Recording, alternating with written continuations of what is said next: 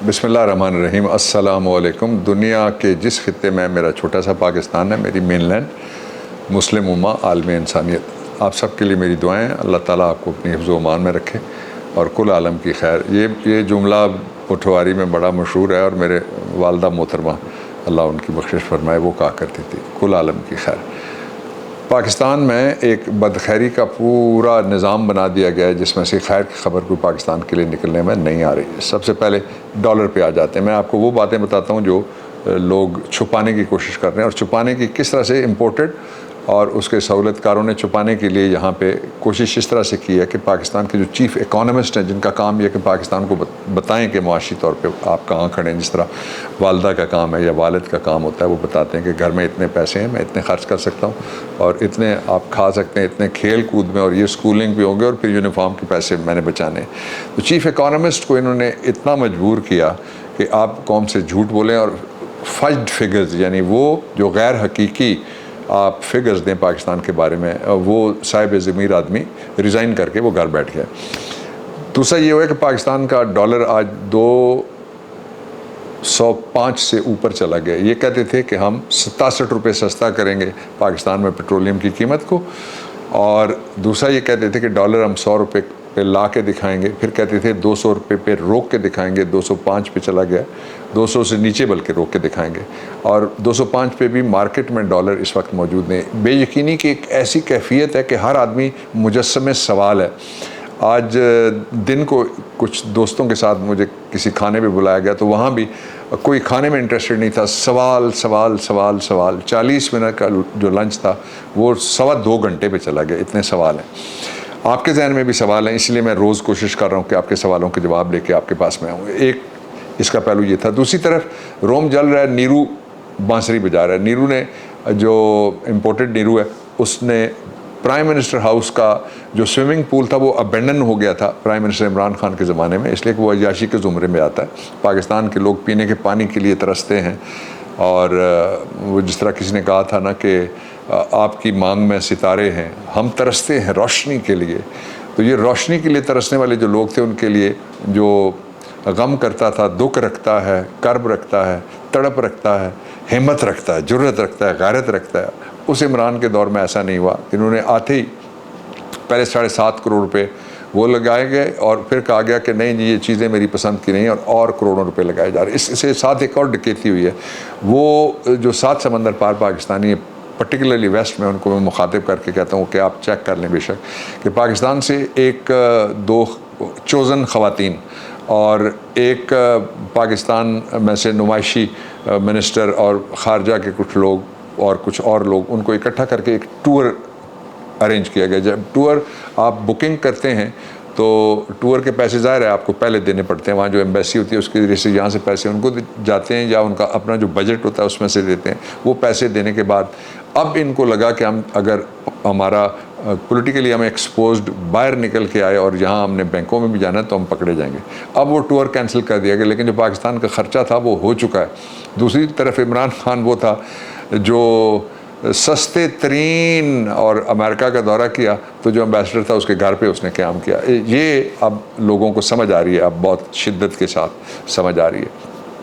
अच्छा, एक और जो इस सारे ये जो गंभीरता इन्होंने पैदा कर दी पाकिस्तान, इसका नतीजा क्या निकल रहा है कि पाकिस्तान को मैं मुसलसल आपको कह रहा हूँ कि धक्का दे के डिफ़ॉल्ट की तरफ भेजा जा रहा है। क्योंकि जब मुल्क डिफ़ॉल्ट करता है तो महंगाई आसमान पे चली जाती है।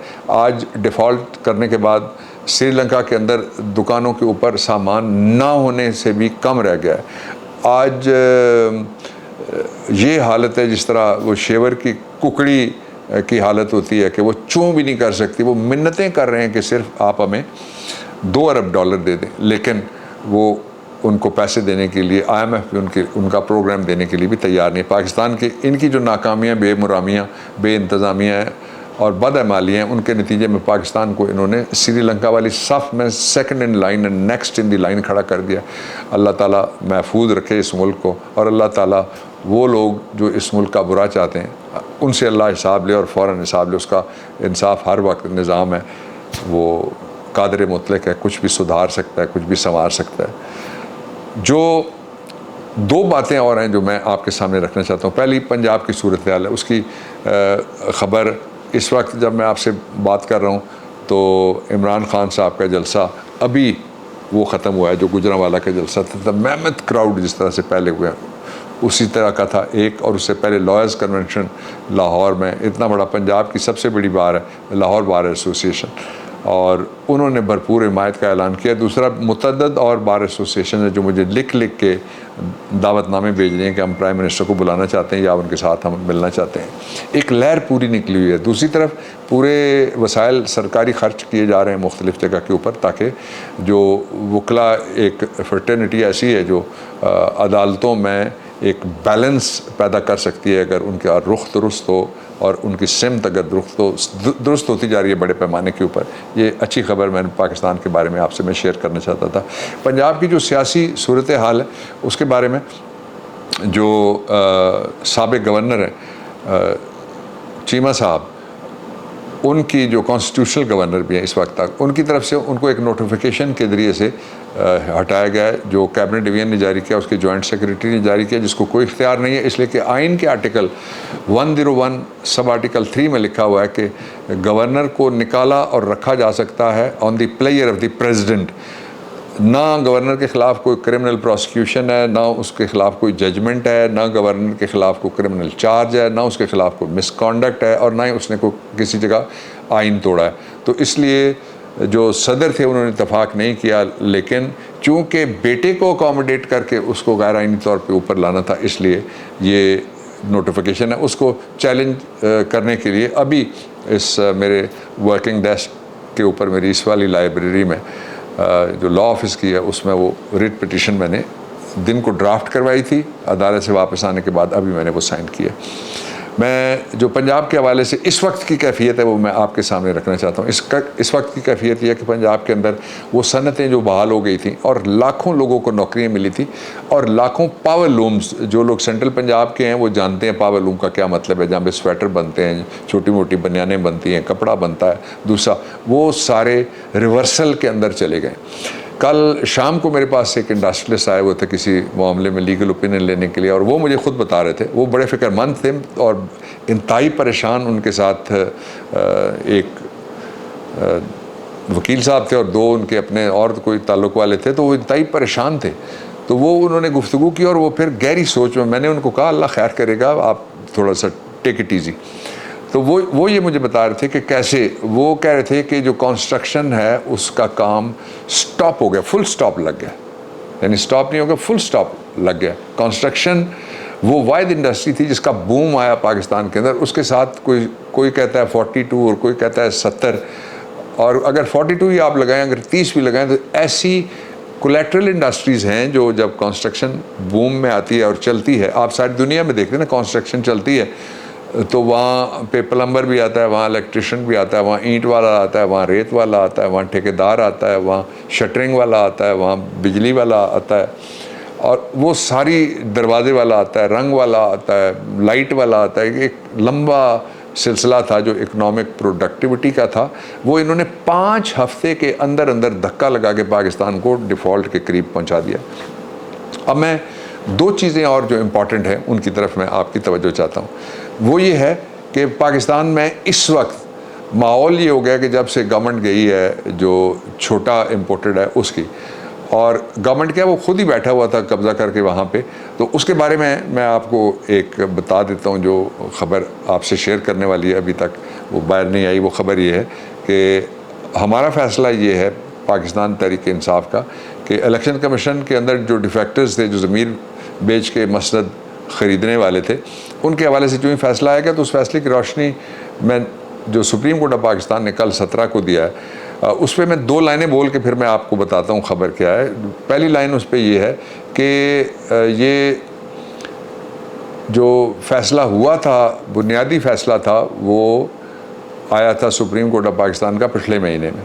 تو اس میں فیصلے میں انہوں نے یہ کہا تھا کہ ہم ان کو عارضی طور پہ اجازت دیتے ہیں, وہ جو نہیں ملنی چاہیے تھی ہمارے نقطہ نظر سے, ہمارا فیئر کامنٹ یہ ہے. اور دوسرا انہوں نے یہ کہا تھا کہ یہ جتنی بھی جو بھی کچھ ہوگا وہ اس پٹیشن کے فیصلے یعنی ریفرنس کے فیصلے کے بعد ہوگا. تو ریفرنس کا فیصلہ تو آ گیا.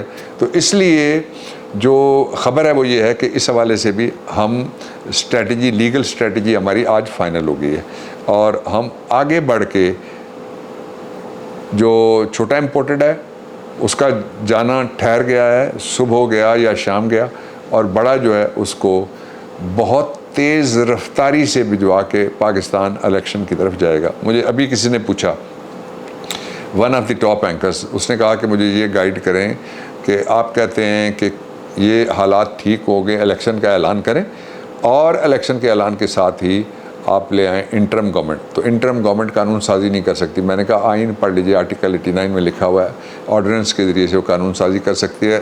اس کی اپنی عمر 90 دن کی ہوگی, لیکن آرڈیننس کی عمر 120 ایک دفعہ اور پھر 6 مہینے آگے بڑھ سکتا ہے.